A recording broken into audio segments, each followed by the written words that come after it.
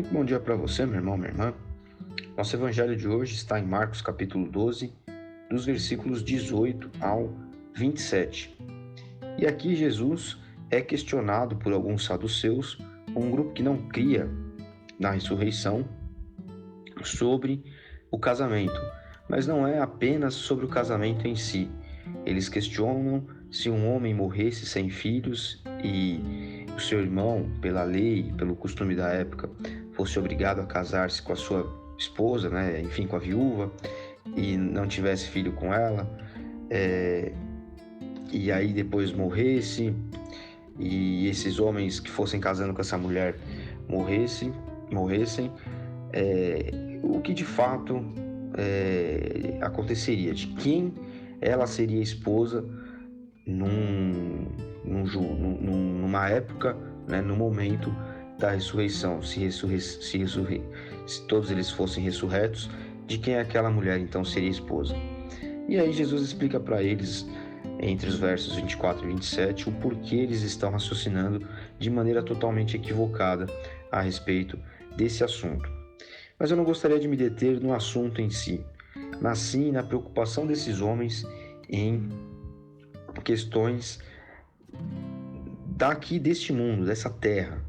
Eles estão extremamente apegados a uma instituição que é importante, que deve ser respeitada e continuada, chamada casamento, mas esquecendo-se da realidade espiritual a respeito do casamento, da realidade espiritual a respeito do próprio Deus, a quem eles diziam serem servos.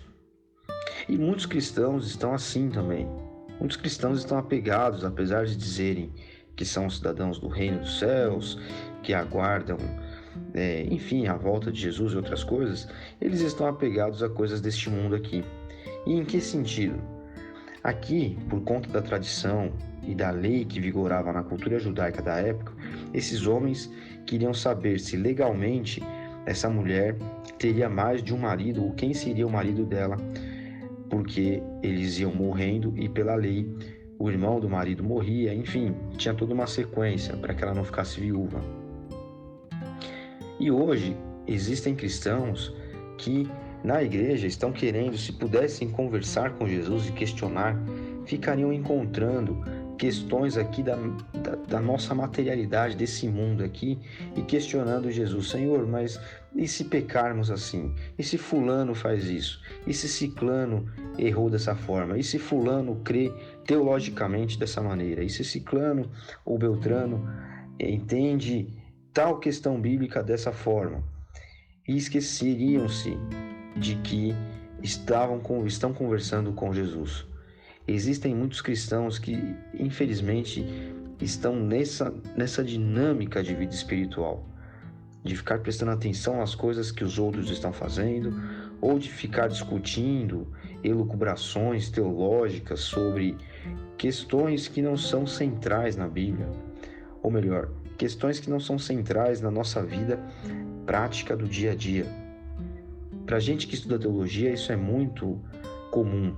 As pessoas ficam discutindo como que funciona a salvação, como que será o Apocalipse, etc., enquanto há muitas pessoas ao redor delas não estão sendo impactadas pela palavra da verdade do Evangelho, pela boa notícia do Evangelho.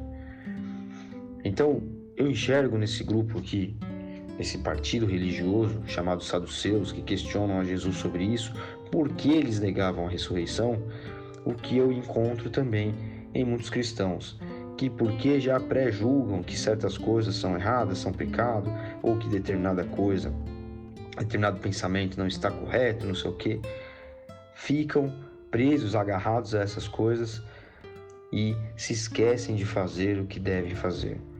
Viver uma vida humilde perante a Cristo, sendo seus discípulos e levando uma boa mensagem, uma boa notícia para as pessoas que precisam ouvir.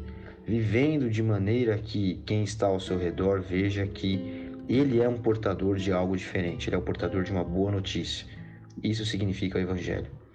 Então, o Evangelho de hoje, que a igreja nos propõe, eu entendo que vem para nos manter focados novamente como em vários momentos dentro do nosso calendário litúrgico, dos nossos evangelhos diários, vem para reforçar em nós que não podemos e não devemos gastar tempo com discussões, com julgamentos, com apontamentos.